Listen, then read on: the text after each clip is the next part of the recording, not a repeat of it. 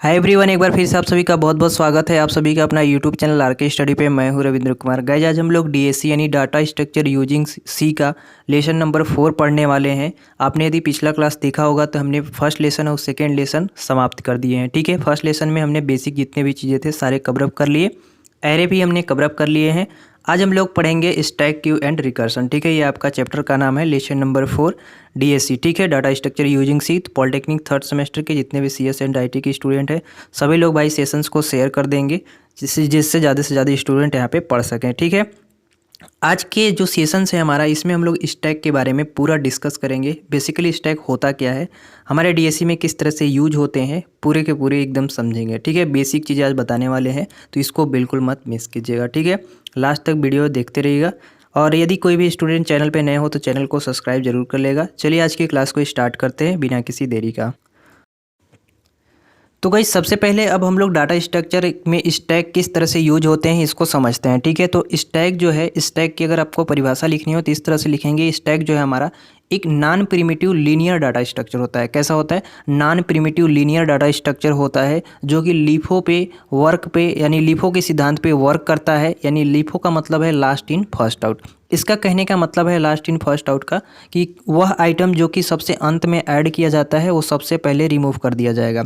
क्या कर दिया जाएगा? जो आइटम सबसे अंत में ऐड किया जाएगा वो सबसे पहले रिमूव कर दिया जाता है, और जो आइटम सबसे पहले ऐड किया जाएगा उसको सबसे अंत में रिमूव कर दिया जाएगा।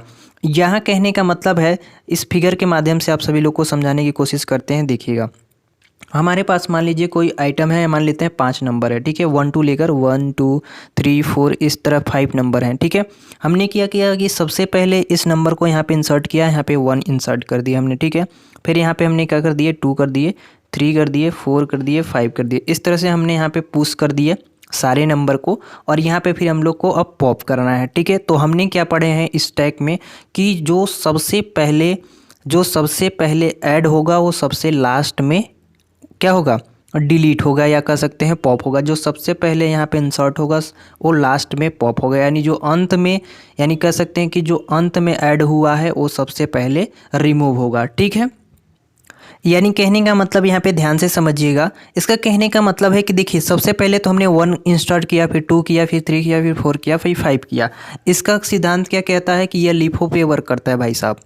किस पे? Last in first out. क्या? Last in first out. ठीक है, ये याद रखिएगा, लास्ट इन फर्स्ट आउट पे वर्क करता है। ठीक है, इसका कहने का मतलब है कि जो सबसे पहले ऐड हुआ है वो सबसे लास्ट में पॉप हो जाएगा, मतलब यहाँ से डिलीट कर दिया जाएगा। और जो सबसे अंत में क्या हुआ है, जो सबसे अंत में यहाँ पे ऐड हुआ है वो सबसे पहले क्या हो जाएगा, रिमूव कर दिया जाएगा।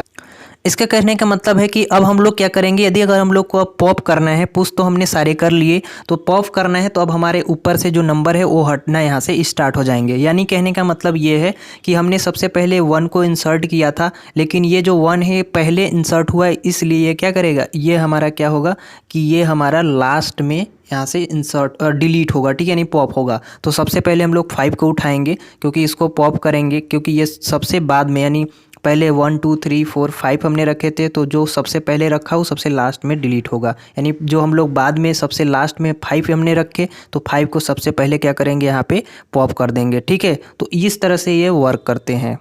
थोड़ी सी इंपॉर्टेंट चीज़ यहाँ पे है कि स्टैक में किसी आइटम को ऐड जहाँ से करते हैं या रिमूव करते हैं, ठीक है, ऊपर से हम लोग ऐड करते हैं और रिमूव करते हैं, तो ये जो दोनों प्रक्रिया है इसी को हम लोग टॉप एंड कहते हैं। ठीक है, और दोनों को जो प्रक्रिया है ऊपर से ही होती है, क्योंकि ऊपर से ही हम लोग क्या करते हैं, जैसे यहाँ पे हमने ऊपर से ही हमने पुश भी किया और यहीं से हम लोग पॉप भी करते हैं। ठीक है, तो हमारा जो स्टैक है, स्टैक में तो हमने बताया एक ही रूल है। क्या रूल है कि हम लोग कोई भी नंबर को जो सबसे पहले यहाँ पे ऐड करेंगे वो सबसे लास्ट में यहाँ पे आउट होगा। ठीक है, यानी सबसे लास्ट में हमने यहाँ पे जो ऐड किया था उसको हम लोग सबसे पहले आउट करेंगे। ठीक है, और यहाँ पे कुछ है कि इनके जो टॉप एंड से ही आइटम को ऐड और रिमूव किया जाता है। ये सारी चीज़ें हमने आप सभी को यहाँ पे बता दिए, तो याद रख लीजिएगा। तो स्टैक जो है, स्टैक 2 पे जो इनके ऑपरेशंस हैं, इनके कुछ ऑपरेशंस हैं उन पे परफॉर्म करता है। तो इसको आप सभी को इंपॉर्टेंट चीज़ें हैं ये जानने ज़रूरी है, क्योंकि इस पे आपके सवाल वगैरह आते हैं। तो स्टैक जो है हमारा वो कुछ परफॉर्म करते हैं, कुछ इनके ऑपरेशंस हैं। तो सबसे पहले इनके ऑपरेशंस समझते हैं। हमने अभी पुश पॉप की बात की, तो यही सारे इनके जो ऑपरेशंस हैं। तो सबसे पहले पुश के बारे में समझते हैं। पुश जो है कि जब स्टैक में आइटम को इंसर्ट किया जाता है, माने ये हमारा स्टैक हो गया, तो इसमें जब हम लोग नंबर को ऐड करते हैं, वहीं पे कह रहा है कि जो हम लोग नंबर आइटम्स को ऐड करते हैं, इंसर्ट करते हैं, तो वह पुश ऑपरेशन कहलाता है। यानी जब हम इसको ऐड करेंगे तो हमारा पुश ऑपरेशन कहलाएगा। बहुत ही सिंपल बात है। यदि स्टैक फुल होता है, यानी ये फुल हो जाता है, तो ओवरफ्लो कंडीशन होती है। यानी यदि अगर फुल हो जाएगा तो इसको हम लोग ओवर कंडीशन फ्लो कर देंगे। ठीक है, अगला हमारा है पॉप। अब पॉप का मतलब है कि जब आइटम को हम लोग क्या करते हैं, डिलीट करते हैं। अब यहाँ पे आइटम भैया खाली कर दो। अब पॉप का कहने का मतलब हमने क्या बताया कि ये पूरा चीज़ें जो जितने भी यहाँ पे चीज़ें हैं वो खाली कर दिया जाए। यानी जो हमने यहाँ पे पुश किया वो सारी चीज़ें यदि खाली हो गए तो हमारा क्या हो गया, यहाँ पे पॉप हो गया। ठीक है, पॉप्स को जब हम लोग उसमें से आइटम्स को डिलीट कर देते हैं तो वहाँ पे पॉप ऑपरेशंस कहलाता है। और यदि स्टैक पूरा यदि खाली हो जाता है तब उसको दूसरे भाषा में अंडरफ्लो कंडीशन बोला जाता है।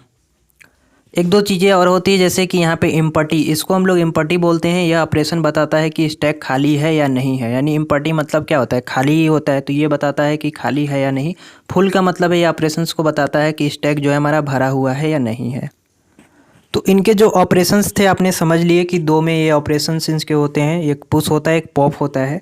अब इनके कुछ फीचर्स हैं जिनके बारे में आप समझिए यहाँ पे। ठीक है, स्टैक समान डाटा टाइप्स का एक ऑर्डर लिस्ट होता है। ठीक है, और यह क्या लीफो के सिद्धांत पे काम करता है, यानी लीफो स्ट्रक्चर है इसका। अगला फीचर है कि इसमें एलिमेंट्स को केवल एक ही एंड और ऐड और रिमूव कर सकते हैं। मतलब एक ही जहाँ से हम लोग ऐड भी कर सकते हैं, रिमूव ऐड भी कर सकते हैं और रिमूव करते हैं। मतलब एंड पॉइंट एक ही होता है, जो कि यहाँ पे सबसे ऊपर जो है, यहीं से हम लोग ऐड करते हैं और यहीं से हम लोग रिमूव करते हैं। ठीक है, अगला फीचर है कि इसे तब ओवरफ्लो कहते हैं जबकि पूरी तरह से फुल हो जाता है, और अंडरफ्लो तब कहते हैं जबकि यह एम्प्टी हो जाता है। मैंने जो चीज़ अभी अपने पढ़ा है वही आप सभी लोग फीचर में भी पढ़ेंगे।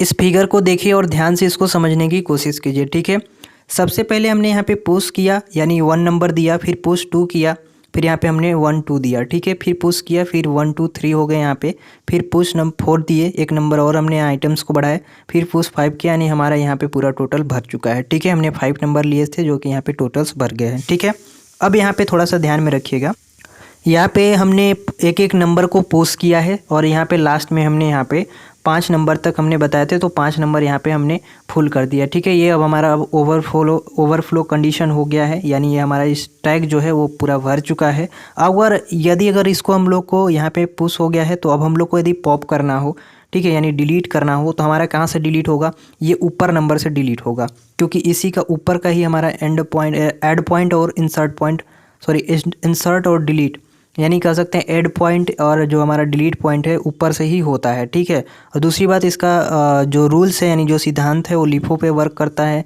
यानी जो हम लोग लास्ट में जो सबसे पहले ऐड करते हैं, ठीक है, उसको सबसे लास्ट में यहाँ पे एंड करते हैं, यानी डिलीट करते हैं, और जो सबसे लास्ट में यहाँ पे जो हम लोग ऐड करते हैं वो सबसे पहले डिलीट करते हैं। ठीक है, तो एक एक करके यहाँ से हम लोग इस तरह से फिर से वापस अगर देखें तो इस तरह से हमारा फिर से खाली होने लगेगा, और लास्ट में इस तरह से हमारा पूरा स्टैक जो है वो खाली हो जाएगा। ठीक है, तो आई होप कि जो स्टैक है आप समझ गए होंगे कि किस तरह से वर्क करता है।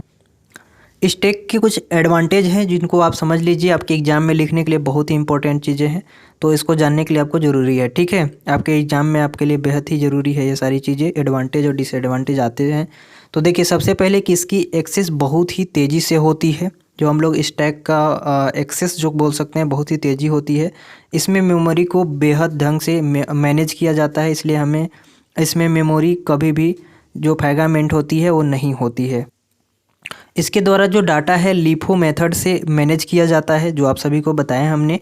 ठीक है, लास्ट इन फर्स्ट आउट, जिसको लिफो भी बोलते हैं। ठीक है, यहाँ पे हमने कह दिया कि जो कि लिंक लिस्ट और एरे में संभव नहीं होता है। ये किस में होता है, ओनली स्टैक में होते हैं। ठीक है, इसका यूज तब किया जाता है जब वेरिएबल्स को फंक्शन के बाहर नहीं प्रयोग किया जाता है तब।